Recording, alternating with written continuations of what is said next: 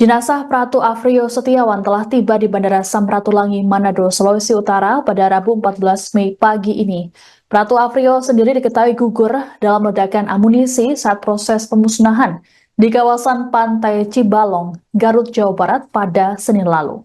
Kedatangan jenazah Pratu Afrio disambut oleh keluarga dan sejumlah prajurit TNI lainnya yang sudah menunggu sejak subuh. Upacara pelepasan jenazah dilakukan secara militer dan dipimpin oleh Wakapolda 13 Merdeka, Letkol CPL Ranto Marudut Nainggolan. Jenazah Pratu Afrio rencananya akan dimakamkan di kampung halamannya di Desa Mopuya Utara, Kecamatan Dumoga, Kabupaten Bolang Mongondo, Sulawesi Utara. Jurnalis Tribun Manado, Ferdi Guhuhuku akan melaporkan informasi. Download Tribun X sekarang, menghadirkan lokal menjadi Indonesia.